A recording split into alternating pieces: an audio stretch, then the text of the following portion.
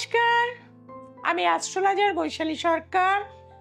7ই September পূর্ণগ্রাস চন্দ্রগ্রহণ কিন্তু হলো। আর এই পূর্ণগ্রাস চন্দ্রগ্রহণ যখনই হয়েছে বা পাস্টে যেগুলো ঘটে গেছে, তারপরে কিন্তু আমরা তার সাংঘাতিক এফেক্ট আমরা কিন্তু দেখেছি, যার ফলে 7ই সেপ্টেম্বর এই পূর্ণগ্রাস চন্দ্রগ্রহণ একদম চন্দ্র রেড কালার হয়ে গেছিল। এবং সেই জায়গা থেকে, অর্থাৎ আমরা এটাকে বলছি ব্লাড মুন চন্দ্রগ্রহণ, অর্থাৎ এই চন্দ্রগ্রহণের ফলে মানুষের জীবনের ওপরে কিন্তু প্রবল এফেক্টিভ, শুধু মানুষ নয়, প্রাণীকুল এবং ইউনিভার্সালের ওপর এই যে চন্দ্রগ্রহণের এফেক্ট, বিভিন্ন দেশে নানান রকম সমস্যা কিন্তু আমরা দেখতে পাবো।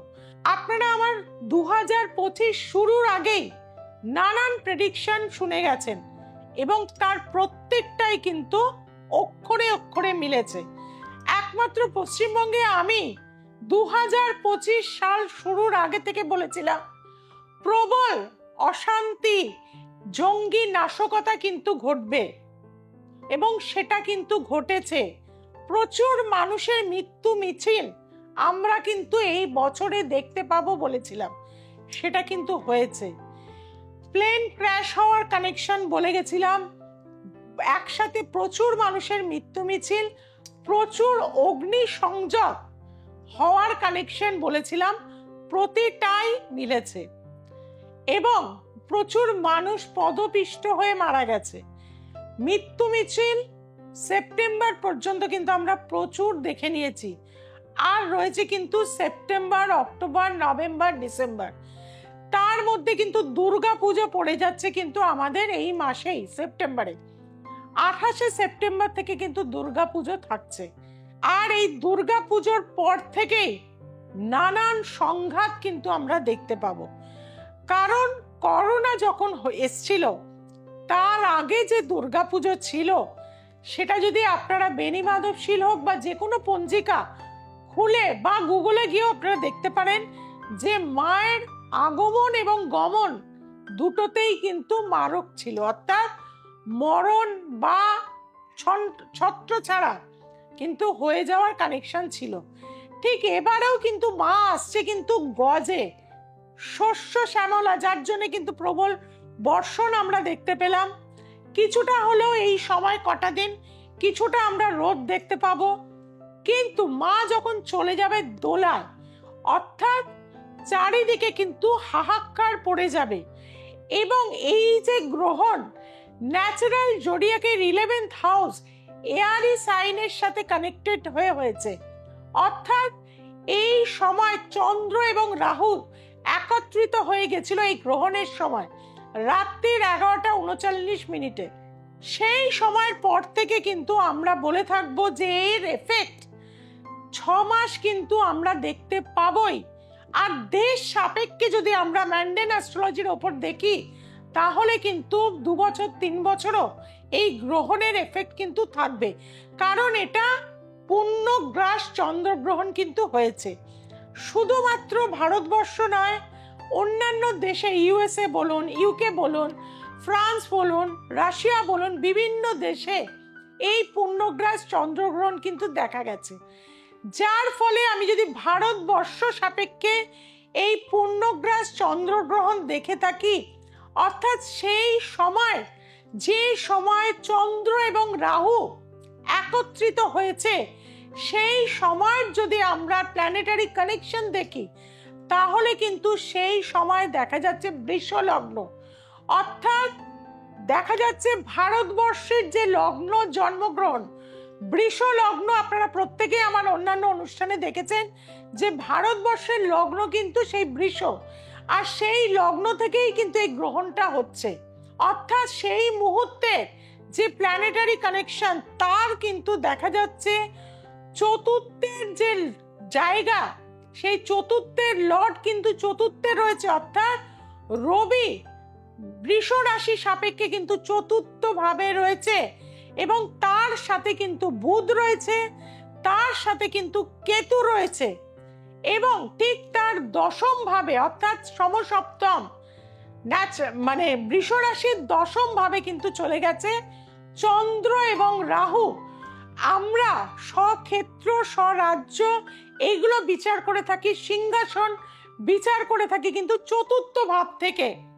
আর 10ম ভাব হচ্ছে আমাদের বহির্জগৎ, বিদেশি অন্যান্য দেশের সাথে আমাদের যে সম্পর্কের জায়গা, সেটা কিন্তু বিচার করে থাকে এই চন্দ্র রাহুর কানেকশনে। আপনার প্রত্যেকেই কিন্তু আগে আমাকে অনেকেই বলেছে, আমার প্রেডিকশন শোনার পর আমি কিছুদিন আগে প্রেডিকশন করে গেছিলাম যে আমেরিকার সাথে কিন্তু বা অন্যান্য দেশের সাথে কিন্তু ভারতবর্ষের একটা কিন্তু ডিস্টার্ব বা শত্রুতা ভাবাপন্ন কিন্তু বেরিয়ে আসবে এই সময়। এবং আপনারা কিন্তু প্রায় 2 মাস আগের আমার এপিসোডগুলো দেখলে আপনারা অবশ্যই সেখানে দেখতে পাবেন। আর আপনারা প্রেজেন্ট টাইমে ডোনাল্ড ট্রাম্প কি করছে ইন্ডিয়ার সাথে সেটা আপনারা দেখতে পাচ্ছেন। এটা আরো ভালো আপনারা দেখতে পাবেন এই বছরের নভেম্বরের পর থেকে।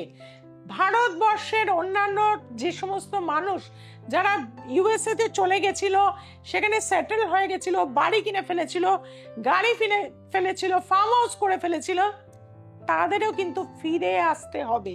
অর্থাৎ এই এবং স্টুডেন্টদের তো অলরেডি চলে আসতে হচ্ছে। ইন্ডিয়ানদের সেভাবে চাকরির জায়গাটা নেই, রিসেশন পিরিয়ড কিন্তু শুরু হয়ে গেছে। কাজেই আমেরিকার সাথে কিন্তু ভারতবর্ষের, আমেরিকা যতই মুখে বলুক না কেন যে আমাদের সাথে ইন্ডিয়ার একটা বন্ধুত্ব আছে, কিন্তু কার্যক্ষেত্রে ডোনাল্ড ট্রাম্প বারবার ভুল করতে থাকবে। এবং ভারতবর্ষের যে মাথা অর্থাৎ মোদিজি, প্রধানমন্ত্রী যিনি, তিনি কিন্তু কঠোর হয়ে যাবেন। অর্থাৎ তিনি কিন্তু কোনোভাবেই মাথা নত করবেন না। আপনারা যদি আগেও আমার অনুষ্ঠান দেখে থাকেন, আমি কিন্তু 1 মাস আগেও বলে গেছিলাম যে মোদিজির নানান রকম বিদ্রোহ তার সম্পর্কে আমরা দেখতে পাবো, যেটা খুব নিন্দনীয়। তার মা সম্পর্কে যে দলই করুক না কেন, কখনো তিনি যেহেতু রাজনীতির মধ্যেই ছিলেন না, আর সবচেয়ে বড় তিনি এখন কিন্তু বেঁচেও নেই, সেই মানুষটিকে টেনে এনে নোংরা কথা বলা খুবই ঘৃণ্যতর অপরাধ। এবং এই জায়গা থেকে বলবো, যেহেতু মোদিজির এই সময় প্ল্যানেটারি কানেকশন কিছুটা ডিস্টার্ব, তার নানান রকম মানে একটা ডিস্টার্ব পরিবেশ তার বিরুদ্ধে কিন্তু হবে, এবং অন্যান্য দেশগুলো তাকে আক্রমণ করতে ছাড়বে না। কিন্তু মোদিজির যে প্ল্যানেটারি কানেকশন রয়েছে, তার সাপেক্ষে আমি একদিন প্রচুরভাবে আলোচনা করব আপনাদের সাথে। ফেব্রুয়ারির পর থেকে কিন্তু আবার তিনি দারুণভাবে কিন্তু এগিয়ে যাবেন। সেক্ষেত্রে বলে থাকবো, এই যে গ্রহণ হলো ভারতবর্ষের কিন্তু 10মে, আর 4র্থ ভাবে রয়েছে রবি, বুধ, কেতু, যার ফলে কিন্তু এই সময় কোনো হেড বা মাথা শারীরিক অসুস্থতা দেখা দিচ্ছে। সেটা 2025-এর এন্ডও হতে পারে, 2026-এও হতে পারে। আমি আপনাদের বললাম যে দেশ সাপেক্ষে কিন্তু দেখা যাবে বছর 1.5-2ও কিন্তু এই মানে গ্রহণের এফেক্ট কিন্তু থাকবে। তার পাশাপাশি বাইরের যে সমস্ত দেশগুলো রয়েছে, তারা কিন্তু ইন্ডিয়ার সাথে একটা ডিস্টার্ব কিন্তু প্রবলভাবে বেরিয়ে আসবে। প্রত্যেকের মনোভাব কিন্তু আর চেপে রাখতে পারবে না। আপনারা চায়নার সাথেও রিলেশনটা ভালো হতে দেখছেন। মোদিজি নিজেও গেছিলেন চায়নাতে। আমি খেয়াল করে দেখেছি, যখনই কিন্তু রাহু কুম্ভ রাশিতে এসে প্রবেশ করে, তারপর থেকেই কিন্তু দেখা যায় ভারতবর্ষের সাথে চায়নায় কিন্তু একটা গুড রিলেশন তৈরি হয়। আবারও কিন্তু 2026 অর্থাৎ ডিসেম্বর, 2026-এর ডিসেম্বর, যতক্ষণ পর্যন্ত রাহু আছে, একটা সোসো রিলেশন কিন্তু চায়নার সাথে কিন্তু ভারতবর্ষের তৈরি হবে। এবং চায়না যেহেতু প্রচন্ডভাবে বুদ্ধিমান, তারা চায় সবসময় ব্যবসায়িক দিক থেকে কিন্তু ভারতবর্ষকে আঁকড়ে রাখতে। কিন্তু 2026-এর ডিসেম্বরের পর থেকে আবারও কিন্তু একটা সংঘাত আমি কিন্তু দেখতে পাচ্ছি। অর্থাৎ আমি যেটা দেখি, দেখুন আমি তো রাজনীতি বুঝি না, আমি যে প্রেডিকশন করি টোটালি অ্যাস্ট্রোলজি এবং ম্যান্ডেন অ্যাস্ট্রোলজির উপর আমি করে থাকি, যেটা হয়তো পশ্চিমবঙ্গে ম্যান্ডেন অ্যাস্ট্রোলজি নিজে কেউই সেভাবে কিন্তু গবেষণা করে না। আমি এটা বহু বছর ধরে আমার যিনি গুরু ছিলেন সব্যসাচী বাবু, যিনি সবাই হয়তো যারা জ্যোতিষ লাইনে আছেন তারা চেনেন, আমি ভাবস্ফুট পদ্ধতি তার থেকে শিখেছিলাম। এবং তার পাশাপাশি কিন্তু আমি ম্যান্ডেন অ্যাস্ট্রোলজির ওপর বিশেষভাবে কিন্তু প্র্যাকটিস করি এবং প্রেডিকশন করি। এবং তার পাশাপাশি বলবো যে এই যে গ্রহণ লাগছে, আমরা দেখতে পাচ্ছি ন্যাচারাল জোডিয়াকের দ্বাদশ ভাব অর্থাৎ মীন রাশির যে লর্ড, যেটা কিন্তু আমাদের বৃষ রাশির সাপেক্ষে একাদশপতি, সেই একাদশপতি কিন্তু দ্বিতীয় ভাবে 18ই অক্টোবর পর্যন্ত থাকবে। এটা কিন্তু শুভ মানব, কারণ যে সময় গ্রহণ হচ্ছিল সেই সময় যেহেতু দ্বিতীয় ভাবে বৃহস্পতির অবস্থান রয়েছে, বৃহস্পতির সাথে কিন্তু আমরা অর্থের কারকতা কিন্তু দেখে থাকি। ভারতবর্ষে একাদশ লর্ড হচ্ছে জুপিটার অর্থাৎ বৃহস্পতি, আর অষ্টমের লর্ড হচ্ছে কিন্তু বৃহস্পতি। যার জন্য আমরা বলে থাকি যে ভারতবর্ষ হচ্ছে আধ্যাত্মিকতার দেশ।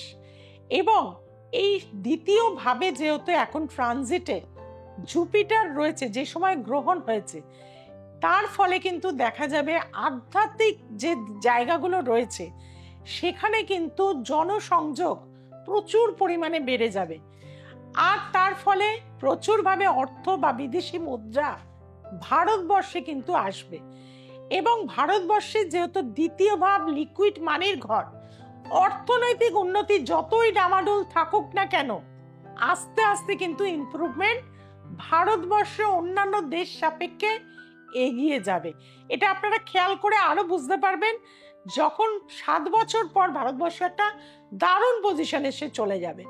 এর পাশাপাশি কিন্তু এই গ্রহণ দোষের ফলে মানুষের মনের ভেতরেও কিন্তু ভীষণ চাপ সৃষ্টি হবে। চন্দ্র হচ্ছে মনের কারকতা, এবং তৃতীয় ভাব মানে আমাদের যদি বৃষ রাশি লগ্ন হয়, তার তৃতীয় ভাবে কিন্তু আমরা চন্দ্র অধিপতি গ্রহ।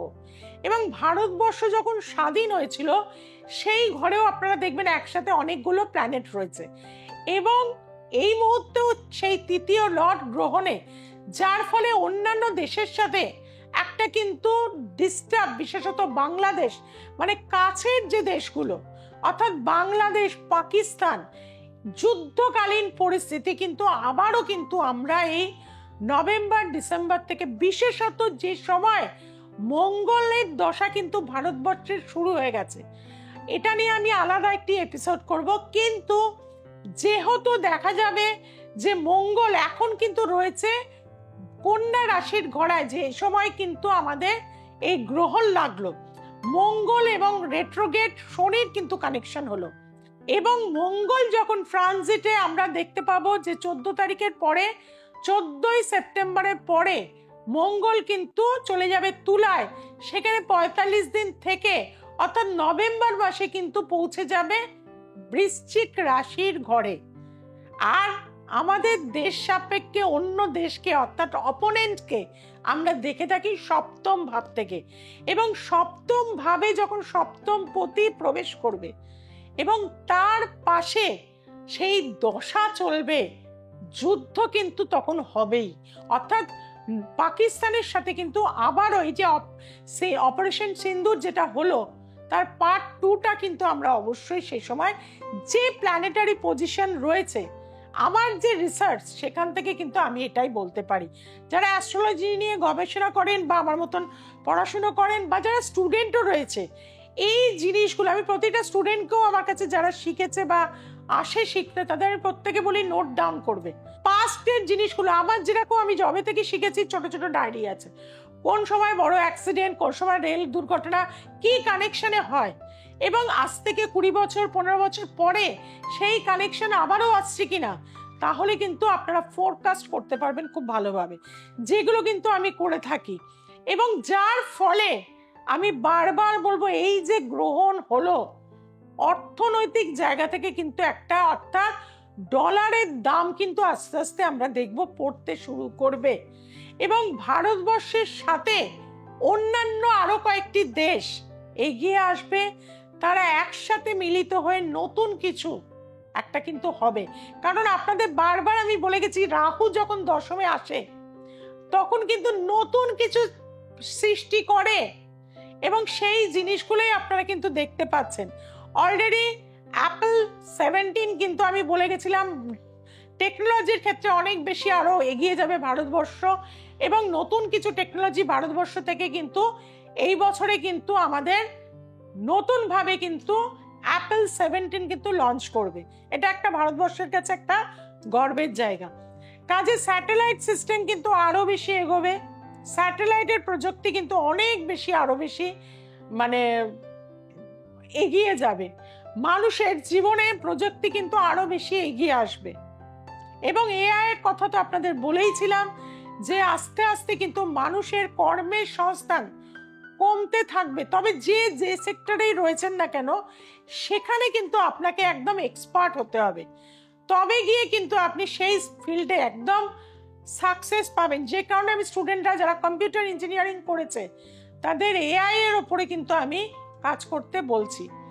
অনেকে দেখতে পাচ্ছেন, আমি বলেও গেছিলাম যে শেয়ার মার্কেট প্রবল ধস নামবে এই বছর, খুব একটা কেউ শেয়ারে ইনভেস্টমেন্ট করবেন না। অলরেডি ডাউনফল দেখতে পাচ্ছেন, আরো ডাউনফল হয়ে যাবে, যার ফলে এই সেপ্টেম্বর, অক্টোবর, নভেম্বর, ডিসেম্বর খবরদার শেয়ার মার্কেটে ইনভেস্টমেন্ট করতে যাবেন না। অলরেডি অনেক মানুষ আমার অনুষ্ঠান থেকে আমার কাছে এসছেন, তাদের প্রচুর টাকা লোকসান হয়ে গেছে। তারা আমাকে বারবার বলছে আপনাকে কেন আগে পাইনি। কাজে সেই জায়গা থেকে বলবো, আমি বলে গেছিলাম 1 লাখ টাকার ওপরে কিন্তু সোনা চলে যাবে, সেটা কিন্তু হয়েছে। আপনারা নিজেরাই দেখতে পাচ্ছেন, তখন কিন্তু সকলেই বলেছিল 50-এ নেমে আসবে সোনা, 45-এ নেমে আসবে। আমি আবারও প্রেডিকশন আপনাদের জোর গলায় বলে যাচ্ছি, 2026-এর এপ্রিলে 1.5 লাখ টাকা ক্রস করে যাবে সোনা। আর রূপো, আপনাদের সাধারণ মধ্যবিত্ত মানুষকে বলেছি রূপো কিছুটা হলেও অ্যাসেট করুন। রূপোর ওপরও কিন্তু আমি প্রেডিকশন করছি এপ্রিল মে মাসে 1,60,000 টাকা কিন্তু হয়ে যাবে রূপোর কেজি। কাজেই যদি রূপোও না পান, তামা কিনে রাখুন, তামার কোনো সেক্টরে ইনভেস্টমেন্ট করুন, সেটাও কিন্তু আপনাকে ভবিষ্যতে অনেক বেশি কিন্তু গেইন দেবে। কাজেই বন্ধুরা, গ্রহণ কিন্তু আপনাদের জীবনে কি এফেক্ট দেবে সামনের 3 মাস কিন্তু আপনারা পাবেন। আর শুধুই কি মানে বলে যাব, প্রেডিকশন করে যাব, আপনাদের ভালো রাখতে তো আমি সবসময় চাই। কাজেই বলে গেছিলাম আগেই যে আপনারা গ্রহণের সময় মন্ত্র জপ করবেন, গ্রহণের সময় ইষ্ট দেবতার পুজো করবেন বা জপ করবেন, তাহলে কিন্তু এই এফেক্ট অনেক বেশি হবে, অনেক স্ট্রং হবে। আপনার কিন্তু ইনটিউশন পাওয়ার বেড়ে যাবে, আপনার জীবনের ক্ষেত্রে কিন্তু অগ্রগতি হবে, আপনার মধ্যে পেশেন্স প্রচুর পরিমাণে আসবে। কাজেই গ্রহণ তো 7 তারিখে হলো, আর এই 3 মাস 6 মাস আপনাকে রেগুলার 8 ঘন্টা প্রাণায়াম করতে হবে এই গ্রহণের এফেক্ট কাটানোর জন্য। প্রচুর হোয়াইট কালার ব্যবহার করবেন, জল খাবেন প্রচুর পরিমাণে, কর্পূর দিয়ে স্নান করবেন, এবং বাড়ির কর্নার টু কর্নার ফিটকিরি বা ফটকিরি আপনারা রাখুন। গ্রহণের এফেক্টে পারিবারিক অশান্তি, ডোমেস্টিক ভায়োলেন্স অনেক বেশি হয়ে যাবে, মানুষের পেশেন্স থাকবে না, দুম করে মাথা গরম হয়ে যাবে, জিনিস ছোড়াছড়ি করবে, জিনিস ভেঙে দেবে, মারধর করবে, স্ল্যাং ল্যাঙ্গুয়েজ ইউজ করবে। এইগুলো থেকে বেরোতে গেলে আমাদের কিন্তু ঈশ্বর আরাধনা করতে হবে। আর সামনেই কিন্তু নবরাত্রি, আর 21 তারিখ হচ্ছে মহালয়া অমাবস্যা। যাদের দেখছেন এই ধরনের পেশেন্স থাকছে না, মানসিক টেনশন বেড়ে গেছে, কর্মক্ষেত্রে অত্যাধিক চাপ, ডিপ্রেশনে চলে গেছেন, দাম্পত্য জীবনে প্রচন্ড অশান্তি, প্রায় সংসার ভেঙে যাওয়ার মুখে, সন্তান কুসঙ্গে চলে গেছে, নেশার মধ্যে এগিয়ে গেছে, অবশ্যই তাকে ফেরানোর কিন্তু রাস্তা আছে। মা তারা বা দেবী দুর্গার কিন্তু পুজো আমি সেদিন করব।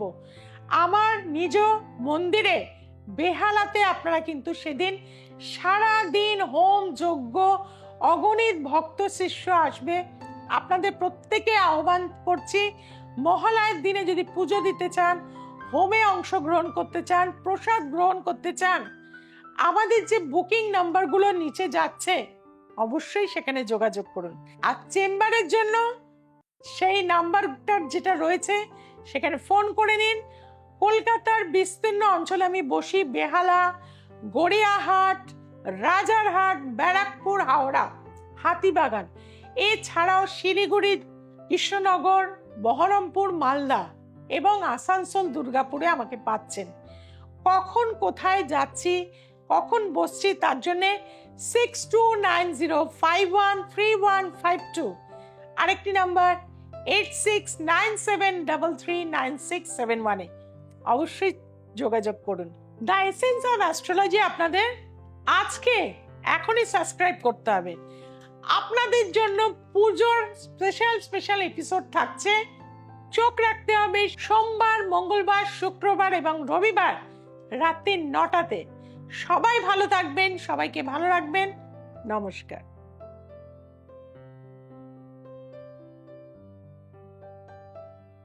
কার্তিক অধিকারী, আমি বিল্লাপুর থেকে আসছি। আমি দিদির কাছে খুবই উপকার পেয়েছি, ফিডব্যাক পেয়েছি। আপনারা যদি কোনো সমস্যা সমাধানে থাকেন, অসুবিধার মধ্যে পড়ে থাকেন, আপনারাও আসুন, দিদির সঙ্গে যোগাযোগ করুন। আমি খুব কঠিন সমস্যার মধ্যে ছিলাম, দিদির কাছে এসে আমি সেই সমস্যা থেকে সমাধান হয়েছি মাস 6 ভিতরে। আপনারাও যদি এই সমস্যার মধ্যে পড়ে থাকেন, দিদির কাছে আসবেন, দিদি সমস্যার সমাধান করে দেবেন। আমার নাম স্বপ্না দাস, আমি ছেলের জন্য এসেছি। ছেলের নাম রুদ্রবেল দাস। আমি সে হরিদুপ, টালিগঞ্জ হরিদুপ থেকে এসেছি, সত্যি ফাজলিন আপনার কাছে। হ্যাঁ, আমি ছেলে পড়াশুনো করে না আর খুব চঞ্চল। আমি এসে আমার অনেক কাজ হয়েছে, ছেলে আগে থেকে অনেক উন্নতি হয়েছে। হ্যাঁ, তোমার যদি কোনো সমস্যা থাকলে তুমি মার কাছে এসো, সমস্যার সমাধান করে দেবেন।